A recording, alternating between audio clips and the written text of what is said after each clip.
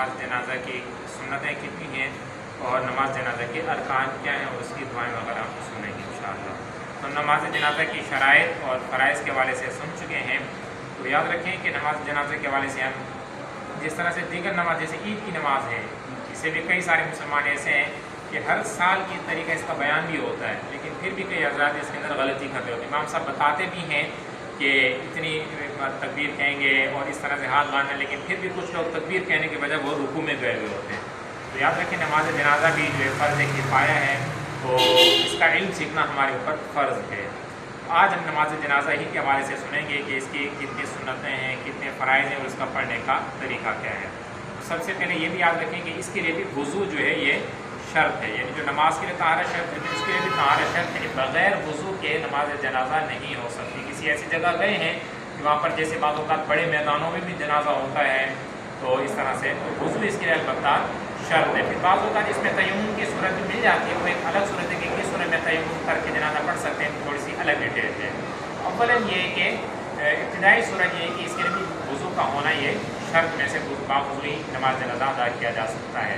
तो आइए सबसे पहले इसकी नीयत पर कलाम कर लेते हैं। इसकी जो नीयत है नमाज जनाजा की वो ये है कि मैं नीयत करता हूँ नमाज जनाजा की सना वास्ते अल्लाह ताला के लिए और दुरूद हुज़ूर सल्लल्लाहु अलैहि वसल्लम के लिए, दुआ इस हाज़िर मय्यत के लिए, पीछे इस इमाम के अल्लाहु अकबर। तो पहली तकबीर कहते ही वो हाथ जो है हमने नाक के नीचे बांध लेते हैं, जैसे दीगर नमाजों में होता है कि तकबीर कहते ही यानी कानों तक हाथ उठाएंगे और हाथ नॉर्मल हालत पर होंगे, उंगलियां बिल्कुल मिलानी भी नहीं और बिल्कुल ज़्यादा खोलनी भी, नॉर्मल हालत पर, और क़िबले की तरफ हमारा मुंह होगा। तकबीर के वक्त ये भी होता है कि सुन्नत है कि सर झुका हुआ ना हो बल्कि क़िबले की तरफ हो। तो अल्लाहु अकबर कह के नाक के नीचे कायदे के मुताबिक हम हाथ बांध लेंगे जैसे दीगर नमाजों के अंदर बांधते हैं। तो वो बांधने के बाद सबसे पहले हमने सना पढ़नी है। सना पढ़ेंगे जो आम नमाजों के अंदर पढ़ते हैं वो ये, इसके अंदर थोड़ा सा ये है वतआला जद्दुका वजल्ला सनाउका वला इलाहा गैरुक। एक लफ्ज़ का जो इसके अंदर वो इजाफा होता है वजल्ला सनाउका, बल्कि वही सना जो हम दीगर नमाजों के अंदर पढ़ते हैं। ठीक है, तो जैसे ही सना कंप्लीट हो जाएगी फिर अगली तकबीर का इंतज़ार करेंगे। फिर इमाम साहब अगली तकबीर कहेंगे, तो तकबीरों के अंदर हाथ नहीं उठाना। नमाज जनाजे के अंदर जितनी भी तकबीर है सबसे पहली में तो वो हाथ बांधने के लिए हाथ उठाएंगे, ठीक है, हाथ जब बांध दिया अब फिर जो तकबीर होगी उसके लिए हाथ नहीं उठाएंगे। इमाम साहब कहेंगे अल्लाहु अकबर, तो हम भी अल्लाहु अकबर कह दी। अब जब दूसरी तकबीर कह दी तो दूसरी तकबीर के बाद दुरूद पढ़ेंगे।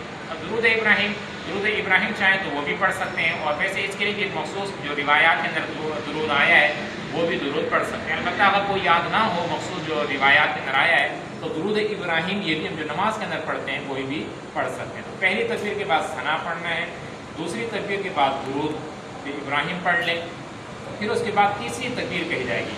तो तीसरी तकबीर के बाद अब मय्यत के लिहाज से वो हमने दुआ पढ़नी है, मय्यत के लिए दुआ पढ़नी है। अगर मय्यत जो है बालिग मर्द और औरत की, यानी जो जनाजा है बालिग मर्द या औरत का है, तो फिर एक ही बड़ी वाली दुआ है। वो दुआ कौन सी? अल्लाहुम्मा उग़फिर लिहय्यिना व मय्यितिना व शाहिदिना व गाइबिना व सग़ीरिना व कबीरिना व ज़करिना व उन्साना अल्लाहुम्मा मन अह्यैतहु मिन्ना फ़अह्यिही अलल इस्लाम व मन तवफ़्फ़ैतहु मिन्ना फ़तवफ़्फ़हु अलल ईमान। तो ये बालिग जनाजा चाहे मर्द का हो या औरत हो, तो ये बड़ी वाली दुआ हमें पढ़नी है। अब ये है कि अगर जनाजा जो है नाबालिग का है, यानी नाबालिग बच्चा है या नाबालिग बच्ची है, तो फिर उसकी अलग दुआ है। अगर नाबालिग बच्चे की जो है वो जनाजा है तो फिर उसकी दुआ क्या है? वो ये है अल्लाहुम्मा जअल्हु लना फ़रक़न वजअल्हु लना अजरन व ज़ुफ़रन वजअल्हु लना शाफ़िअन व मुशफ़्फ़अन। ये नाबालिग बच्चा था तो ये उसकी दुआ है। और अगर जनाजा नाबालिग बच्ची का है तो उसकी दुआ में हम पढ़ेंगे अल्लाहुम्मा जअल्हा लना फ़रक़न वजअल्हा लना अजरन व ज़ुफ़रन वजअल्हा लना शाफ़िअतन व मुशफ़्फ़अन। तो दोनों दुआएं बिल्कुल मिलती जुलती हैं, यानी अगर हमने एक बच्चे वाली नाबालिग बच्चे वाली दुआ याद कर ली तो यूँ समझें कि 95% हमें बच्ची की जो दुआएं वो भी याद हो गई। सिर्फ थोड़ा सा ज़मीरों का फ़र्क होता है, 2-3 लफ्ज़ों का, तो वो हमने चेंज करनी है तो दूसरी दुआ को खुद हमें याद हो जाए। तो जब हम दुआ पढ़ लेंगे तो उसके बाद फिर चौथी तकबीर कही जाएगी। چوتھی تکبیر کہنے کے بعد جیسے امام صاحب تکبیر کہیں گے اس کے بعد دونوں ہاتھ چھوڑ دینے، اللہ اکبر، دونوں ہاتھ چھوڑ دیں گے، پھر السلام علیکم ورحمۃ اللہ، السلام علیکم ورحمۃ اللہ۔ یہ ہمارا نماز جنازہ کمپلیٹ ہو گیا۔ سلام پھیرنے کے اندر بعض حضرات دو غلطیاں کرتی ہیں، لا علمی کی بنا پر علم نہیں ہوتا، چونکہ جو علماء نے کتابوں کے اندر لکھا ہے وہی درست طریقہ ہے، وہ یہ ہے کہ جیسے ہی چوتھی تکبیر امام صاحب کہیں گے دونوں ہاتھ چھوڑ دیں گے، دونوں ہاتھ چھوڑنے کے بعد ہم سلام پھیریں گے۔ بعض حضرات کو آپ نے بھی دیکھا ہوگا کہ وہ جیسے امام صاحب ایک سلام پھیریں گے تو یہ السلام علیکم ورحمۃ اللہ ایک ہاتھ چھوڑ دیں، پھر جب دوسرا کہتے ہیں السلام علیکم ورحمۃ اللہ دوسرا ہاتھ چھوڑ دیں، تو یہ بھی درست نہیں ہے۔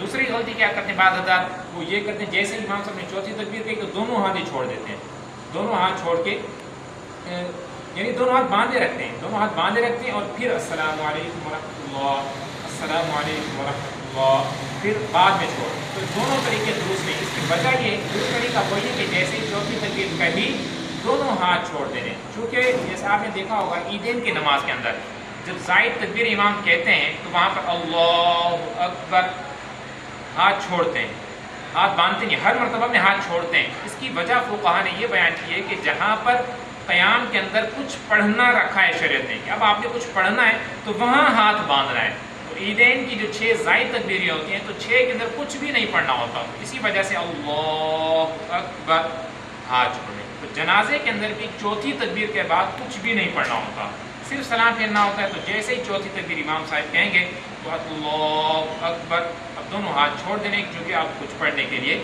نہیں گرا، صرف سلام پھیرنا ہے۔ تو قاعدے کے مطابق السلام علیکم ورحمۃ اللہ، السلام علیکم ورحمۃ اللہ۔ امید ہے کہ آپ سمجھ چکے ہیں۔ خلاصے کے طور پر آپ سماعت فرما لیں کہ نماز جنازہ کے اندر 2 رکن ہیں اور اس کی 3 سنتیں ہیں۔ 2 رکن آپ اسے فرض بھی کہہ سکتے ہیں، وہ کون کون سے ہیں؟ نمبر 1 قیام، یعنی کھڑے ہو کر نماز جنازہ ادا کرنا، یہ بھی فرض ہے، بیٹھ کر نماز جنازہ نہیں پڑھ سکتے۔